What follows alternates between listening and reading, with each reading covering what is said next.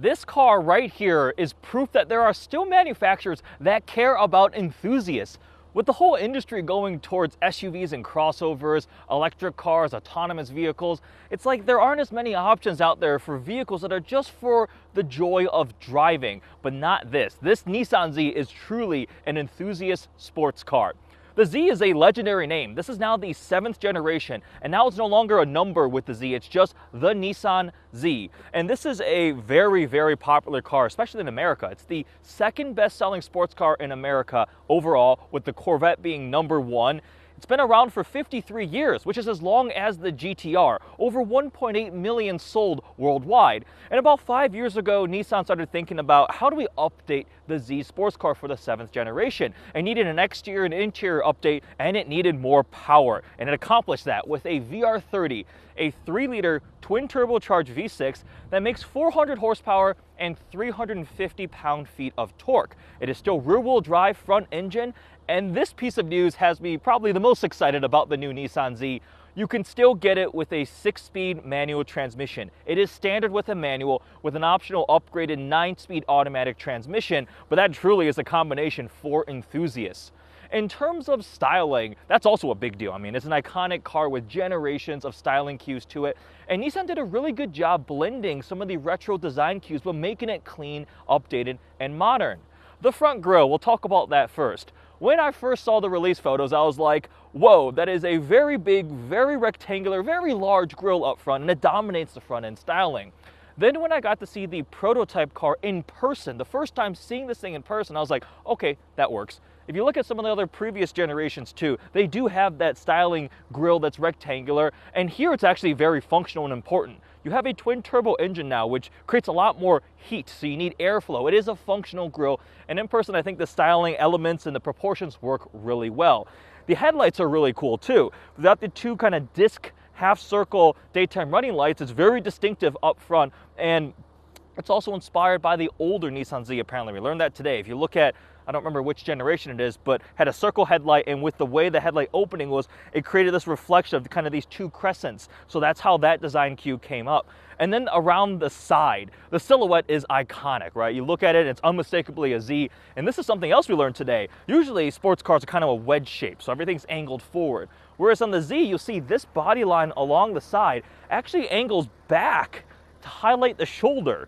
The door handles are now flush too for better aerodynamics. There's a lot of two-tone paint finishes. This is the very nice metallic blue with the black roof, blacked out mirrors, black wheels too with the red calipers. Got the Z badge here on the fender, and then around back. The rear might be my favorite angle of the new Nissan Z. The taillights are inspired by the old 300ZX, and they have this really cool depth to them, like a three-dimensional styled thing.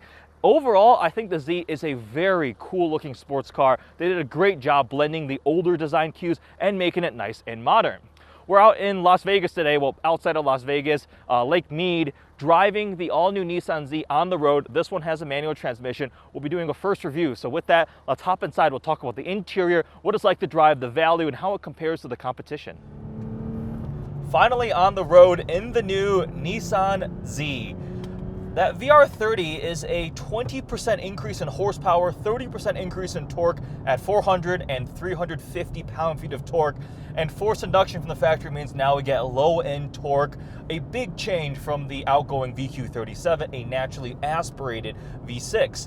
I'm just so excited that you can get one of these with a manual transmission as standard. There are so few sports cars or even any sort of performance car out there still available with a shift-it-yourself manual, and that's what I grabbed. I was seeing the lineup of all the Z's waiting for us, and I was like, I want to drive a manual one first. I will get a chance to experience the 9-speed automatic just to compare, and it is a no-cost extra to go to the automatic transmission.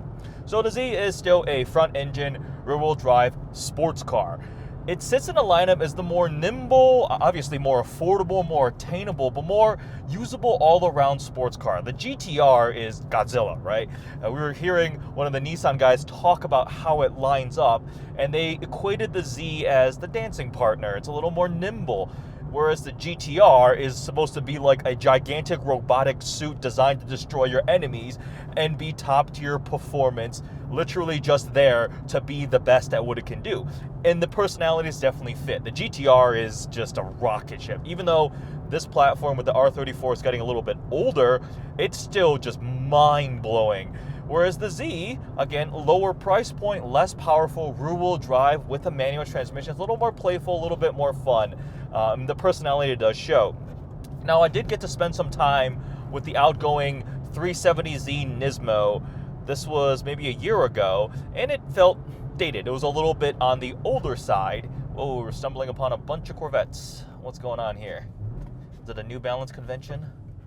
Excuse me.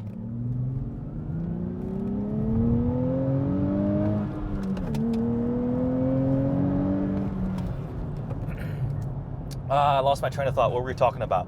The outgoing 370Z Nismo. And it was still pretty fun to drive. It had that analog feel, but it also just felt old. And the Z here really fixes the majority of those complaints. We have a massive 12.3-inch TFT digital cluster that has this really cool startup animation. It brings an amazing amount of information. It's clear, easy to read. And then we have the upgraded infotainment screen. It's a 9-inch here for the performance trim. The sport base trim gets an 8-inch. Wireless CarPlay for the upgraded one. The base one has wired CarPlay, and I got in, set up CarPlay, and I'm out and running. So this was needed. I remember being so naive and getting in I think it was a Frontier or the Z, and I plugged my phone in, and I was like, CarPlay, oh, no CarPlay. So this was very much needed. The center cluster's gotten some updates, so new climate control dials here, but coming across the middle, a lot of stuff is still carryover. A lot of the buttons, the door handle, the window switches. We still have the triple kind of classic gauge pod there for, what do we show now? We're showing boost, we're showing turbo speed, I believe, and the battery voltage. So we still have that touch there.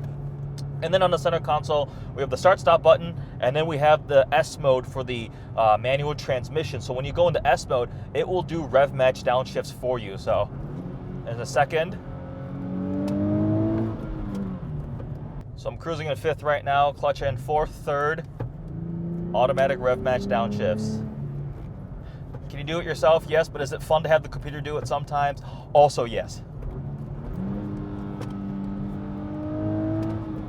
Redline is 7,000 RPM, and when you go into the sport mode on the cluster, the tachometer right in the middle is your redline at 7,000. It takes front and center, which is definitely nice. The seats in the new Z are very multi-way adjustable. We have power front and incline, and then there's little toggles to move all sorts of inclinations, and then we can actually use this lever here to adjust where the lumbar is. And we have a telescoping steering wheel now. You remember in the past, like kind of the whole binnacle would move up and down, and now it can actually telescope back towards you. And apparently, this actually I found amusing, is because Japan, Nissan is a Japanese company, headquarters finally conceded the fact that this is an American sports car, and Americans are bigger, so they finally agreed to design this vehicle for larger Americans, which at 6'3", I appreciate that, because I mean it's just fact that a lot of the Asian countries have smaller people, and I am 6'3", so not one of those smaller people, and there's a lot of sports cars where I'm just like, this is not comfortable. But the Z, it's good.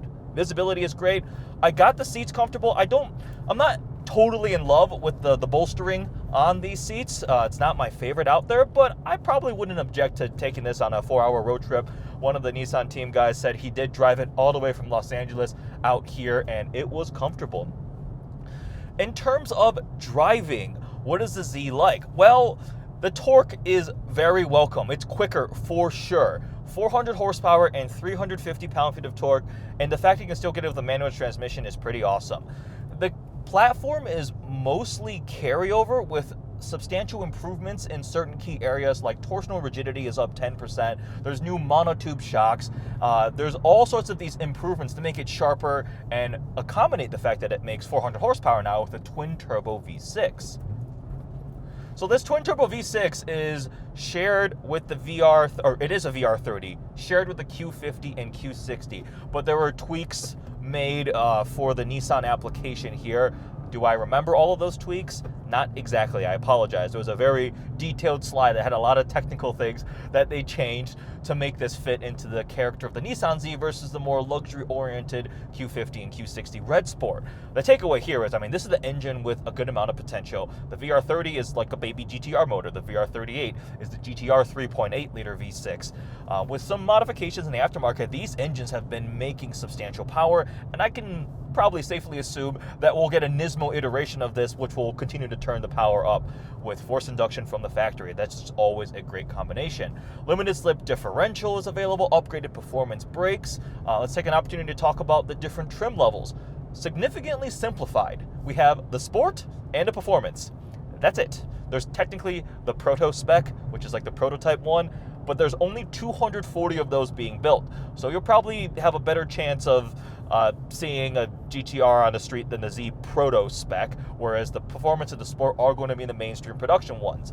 Pricing for the base Sport model, when I say base, it's already pretty well equipped at that point, but just under $40,000 gets you 400 horsepower with the Sport. That's $39,990. Stepping up to the Performance costs an extra $10,000, so that starts at $49,990. But for that, you do get a lot of improved equipment. Not only styling changes, power is the same, but that limited slip differential, upgraded brakes, upgraded sound system, some interior touches. So I think that stands still to be a pretty good value. The Z Proto spec is going to be $52,990, I think. But again, 240 of those out there. Can I say 50 grand dealer markup? I would not be surprised if you see 50 grand dealer markup on those 240 Proto specs that are going to be out there. So let's speak a little bit about the value of the Z and the competition.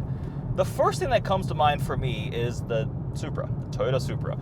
And the Z pricing undercuts in terms of performance, power versus the Supra. And my preference actually leans towards this because of the authenticity of it. This is something Nissan actually developed. It's their engine, it's their platform, it's their identity. Now, the Supra got a lot of flack for just being a rebodied BMW Z4. And my side of it was, there's nothing wrong with being a BMW sports car. It's not like BMW is something to be ashamed of. Like, they build good cars. It's a premium upmarket brand. It's not like they partnered with some like super low-end brand and like, we're building a sports car together. But that being said, the Supra doesn't feel quite as authentic to itself. Is it a good sports car? Absolutely. I got to track both the 3-liter and the 2-liter, and I was very impressed by how the Supra did. And now the big news is Toyota Supra is coming with a manual transmission. Do I think that was a direct cause of the Nissan Z coming with the manual transmission? Highly likely. That being said, it does take a long time in the development process to do something like that. So Toyota could have been already working on it, but knowing that Nissan likely would do it too, maybe gave them a little more incentive to figure out how to throw a manual in the new Supra. Compared to the American muscle cars, here's where you run into some issues personally, in my opinion. A Mustang Mach-1 with the handling pack is tremendously capable, and pricing-wise going to be close. It makes a bit more power. It's extremely capable. 5-liter naturally aspirated V8. You look at the Camaro SS1LE, cars like that, you're a very different feeling vehicle and definitely a different segment, but those are also really good performance vehicles if that's what you're looking for. Now, I totally understand they're very different segments, different owners. People who are more in the JDM cars, boosted, different platform feel and everything like that. It's a completely different look to it. But if you're talking about all-out performance sports cars for the money, you have to mention it. Now, the Z on its own, do I think it's a good value? Personally, yeah. The fact that you still can get the manual transmission, it's gone twin turbo, it's got all the new interior upgrades, the luxury tech, and the styling I think is cool too. Unique. It looks like a heritage, retro, modern type of thing, which is what they were going for. Personally, I think it looks really cool. So, a good value, yeah. At MSRP, I would get the Performance just around $50,000. I like it, and we are approaching our destination. So with that, I hope you guys enjoyed this first quick review of the new Nissan Z, the 7th generation of the Nissan Z. I look forward to getting more time behind the wheel of this Nissan sports car. Thanks for watching.